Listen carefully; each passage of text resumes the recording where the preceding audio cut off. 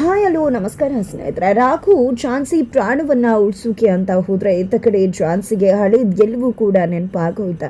ಏನಾಯ್ತು ಏನು ಕತೆ ಇದು ಗೆಲುವನ್ನ ಕೂಡ ತಿಳ್ಕೋಬೇಕು ಅಂದ್ರೆ ಈಗಲೇ ನಮ್ಮ ಈ ಚಾನಲ್ನ ಸಬ್ಸ್ಕ್ರೈಬ್ ಮಾಡಿ, ಹಾಗೆ ಈ ಒಂದು ವಿಡಿಯೋವನ್ನು ಪೂರ್ತಿಯಾಗಿ ನೋಡೋದನ್ನ ಯಾವುದೇ ಕಾರಣಕ್ಕೂ ಕೂಡ ಮರಿಬೇಡಿ.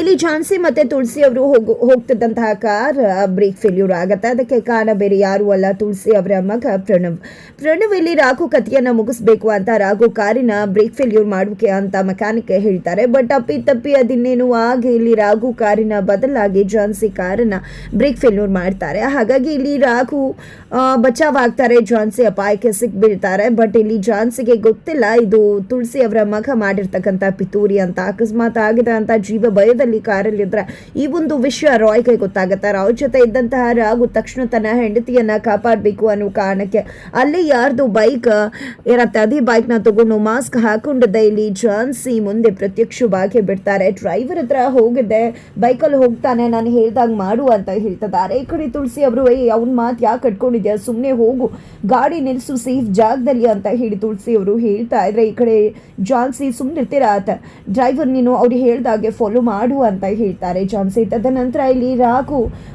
ಹಾಗೆ ಹೇಳ್ತಾ ಮತ್ತೊಂದು ಗಾಡಿ ಅವರನ್ನ ಗುದ್ದೋಗೆ ಬಂದ್ಬಿಡುತ್ತೆ. ತಕ್ಷಣ ಚೀರ್ಕೊಂಡ್ಬಿಡ್ತಾಳೆ ಝಾನ್ಸಿ. ಸದ್ಯ ಅಷ್ಟರಲ್ಲಿ ಬಚಾವಾಗ್ಬಿಡ್ತಾರೆ ರಾಘು.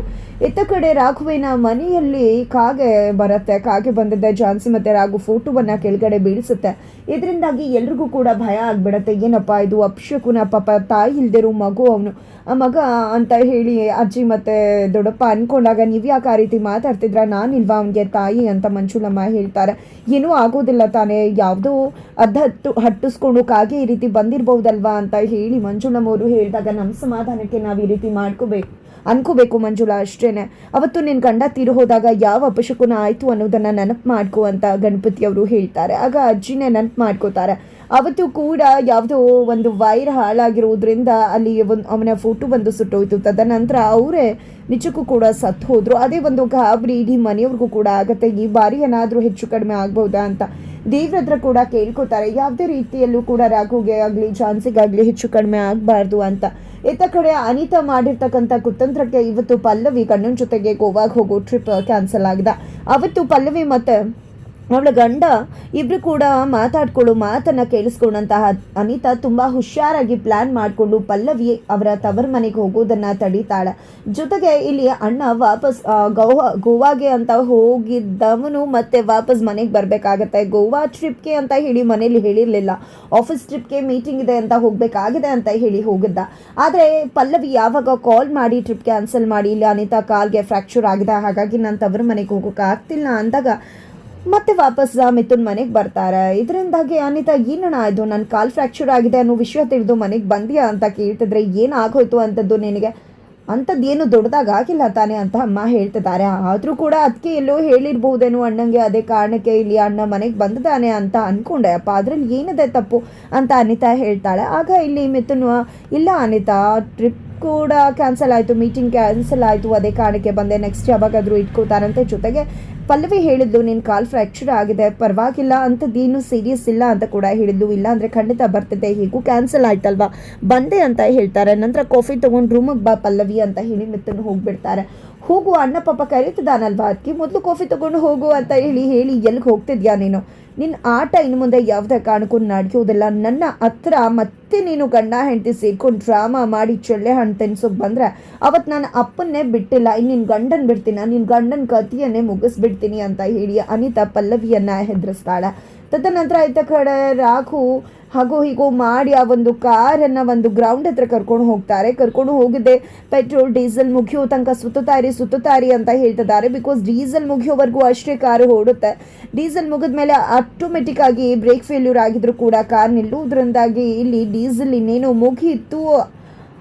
ಅಷ್ಟರಲ್ಲಿ ಇಲ್ಲಿ ರಾಘು ಫೈನಲಿ ಅಲ್ಲಿಂದ ಝಾನ್ಸಿಗೆ ಬಾಯ್ ಹೇಳಿ ಅಲ್ಲಿಂದ ಹೊರಟೆ ಬಿಡ್ತಾರೆ. ಕೊನೆಗೂ ಕಾರ್ ನಿಂತಿರುತ್ತೆ. ಇದರಿಂದಾಗಿ ಝಾನ್ಸಿಗೆ ಶಾಕ್ ಆಗ್ತದೆ. ಯಾರಿದು, ಅವತ್ತು ಕೂಡ ಯಾರೋ ಬಂದು ಪತ್ರ ಕೊಟ್ಟು ಹೋದ್ರು, ಇವತ್ತು ಇವನು ಬಂದು ನನ್ನ ಕಾಪಾಡ್ದ, ಯಾರಿರ್ಬಹುದು ಇವರು ಅಂತ ಹೇಳಿ ಝಾನ್ಸಿ ಮನೆಯಲ್ಲಿ ಯೋಚನೆ ಮಾಡ್ತಿದ್ದಾಳೆ. ತಾತ ಕೂಡ ಬರ್ತಾರೆ. ತಾತ ಬಂದಿದ್ದೆ ಏನೋ ಆಗೋಯ್ತು ಅಂತ ತುಂಬ ಭಯ ಆಗ್ಬಿಟ್ಟಿದ್ದು. ಝಾನ್ಸಿ ಆರಾಮಾಗಿದೆಯಲ್ಲ, ನಿಜವಾಗ್ಲೂ ದೇವ್ರೆ ಕಾಪಾಡ್ಬಿಟ್ಟ ಅಂತ ತಾತ ಹೇಳ್ತಿದ್ರೆ, ದೇವ್ರಲ್ಲ ತಾತ ಕಾಪಾಡಿದ್ದು, ಮಾಸ್ಕ್ ಮ್ಯಾನ್ ಅಂತ ಹೇಳ್ತಾಳೆ. ಮಾಸ್ಕ್ ಮ್ಯಾನ ಅಂದಾಗ ಹೌದು ತಾತ, ಅವ್ನಿಗೆ ಯಾರು ಅಂತ ಗೊತ್ತಿಲ್ಲ. ನೀವು ಯಾವಾಗಲೂ ಹೇಳ್ತಿರ್ತೀರ ಅಲ್ವಾ, ದೇವ್ರ ಇಚ್ಛೆ ಇಲ್ಲದೆ ಯಾವುದು ಕೂಡ ನಡೆಯೋದಿಲ್ಲ ಅಂತ. ನನಗೂ ಯಾಕೋ ಅದೇ ಅಂತ ಅನ್ನಿಸ್ತದೆ. ಅವತ್ತು ನೋಡಿದ್ರೆ ರೌಡಿ ಇದ್ದಕ್ಕಿದ್ದಂಗೆ ಬಂದು ಪತ್ರ ಕೊಟ್ಟು ಹೋದ, ಯಾರೋ ಬಂದು ಹೊಡೆದು ಬೈದು ಬುದ್ಧಿ ಕಲಿಸಿದ್ರು ಅಂದ.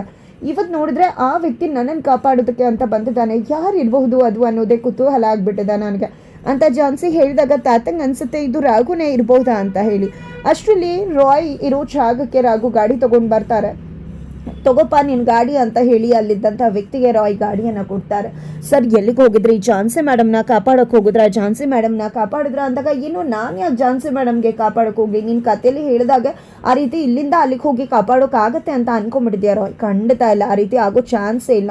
ನನ್ನ ಸಂಗೀತ ಕಾಲ್ ಮಾಡಿದ್ಲು, ತಕ್ಷಣ ಅವಳಿಗೆ ಗಾಡಿ ಇರಲಿಲ್ವಂತೆ ಹೋಗೋದಕ್ಕೆ, ಅರ್ಜೆಂಟಾಗಿ ಲೇಟ್ ಆಗ್ತಿತ್ತು ಅಂತ ಹೇಳಿದ್ಲು. ಹಾಗಾಗಿ ಆ ಬೈಕ್ ತೊಗೊಂಡು ಹೋಗಿದ್ದೆ ಅಷ್ಟೆ.